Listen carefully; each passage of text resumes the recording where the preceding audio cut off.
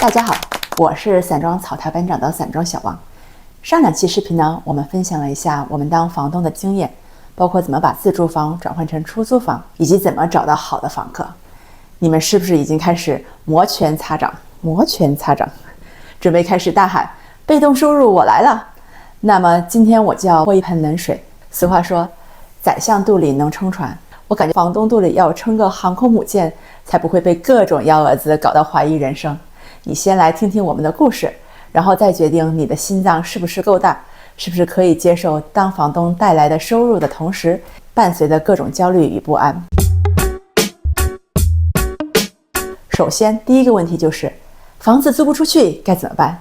上一期我们视频说到，找房客就像找对象，有时候要靠缘分，但缘分这种事情你也催不来。没缘的时候，你就眼睁睁地看着贷款啊、保险啊、HOA 啊、水电气账单天天的往外跑，那个心情就像是在烧钱取暖。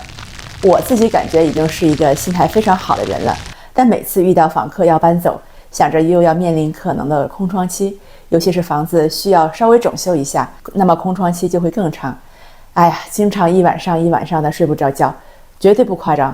那种心情就像明明还没有失恋，但钱包已经跑路了。这个时候，一方面当然要训练自己的情绪管理，另外一方面要和房客尽量搞好关系，尽量能在他们搬出去之前就带人去看房，这样可以尽量减少空窗期，争取在上一个房客搬走之前就把下一个房客定下来。如果遇到难相处的，他们直接拒绝，那也没有办法，因为他们作为房客也没有义务让你在他还住在那儿的情况下让你带人进去看房。亚特兰大过去这么多年租房市场都很好，所以我一直说我们运气很好，所以我们的空窗期也一直不长。但去年开始市场就没有那么好了，尤其是非学区房。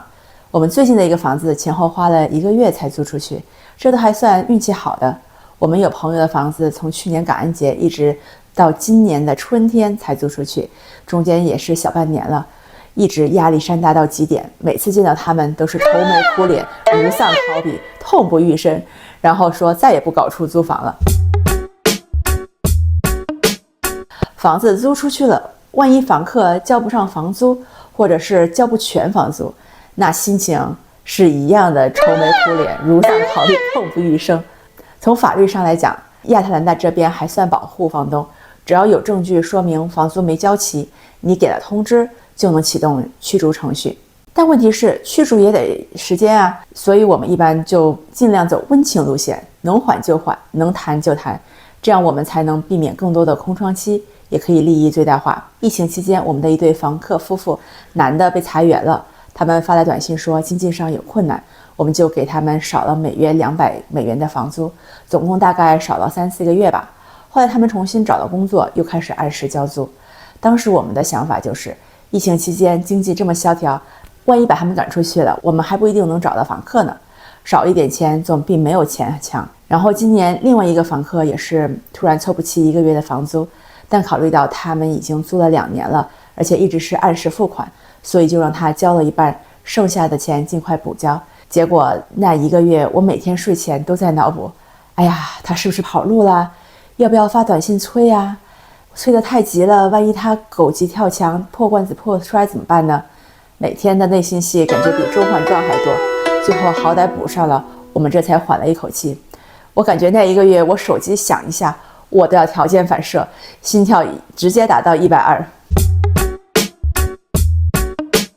另外经常遇到的操心的事情就是东西坏了，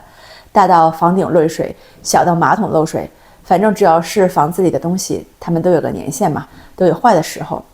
前段时间一个租客说烘干机的烟囱很脏，需要清洁了，不然烘出来的衣服上面都是毛。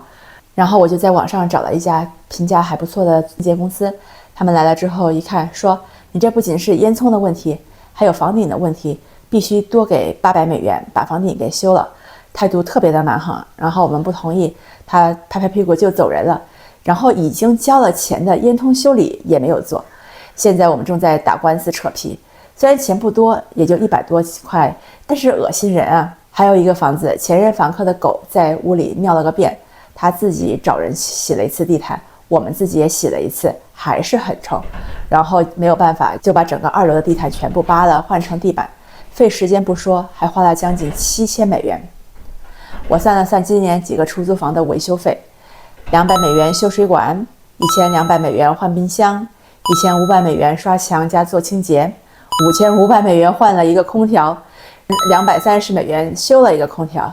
等等等等等等。哎，感觉这个真的不是出租房，这是个吞金兽。所以一定要有自己信得过的维修工，不然你不仅被坑钱，还气得胃疼。当然，能自己动手的尽量自己来，换个水龙头就能省小100块钱。上面说的基本上都还属于正常的维修问题，当然除了那个狗味儿哈，有时候房客蓄意破坏，那就更糟心了。我们去年一个房客搬走的时候，押金都没有要就跑了，然后还找了个借口说去外地了。结果我们去收房的时候一看，所有的门上都有洞，窗户也有破的。我就不明白了，这是在家练铁头功还是咋的？没办法，也只能把门都换了一遍。哎呀，气得肝疼。最后一个隐藏的 BOSS 就是 HOA 社区业主委员会。出租房特别容易被那些 HOA 没事干的老头老太太盯上，一不小心就是各种罚单。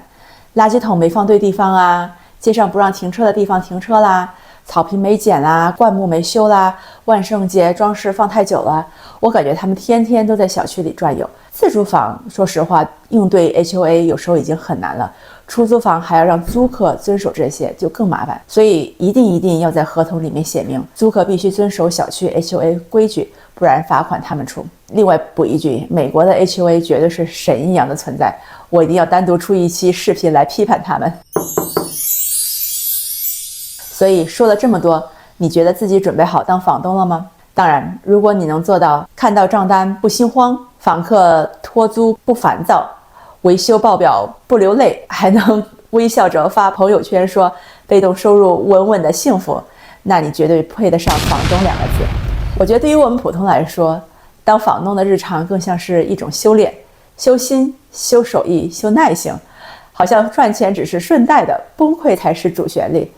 所以别再幻想着躺着收租了，现实是我们趴着修水管，蹲着刷墙，跪着数账单。最后祝大家好运吧，愿每一个房东都能早日修成正果。当当当当，鉴于我对房子由衷的热爱哈，然后我终于去考了一个房产经纪人证，想到以后我可以随时随地的去看感兴趣的房子，不用再去求经纪人带我去。哎呀，感觉心情很激动。出租房掠我1000遍，我待出租房如初恋。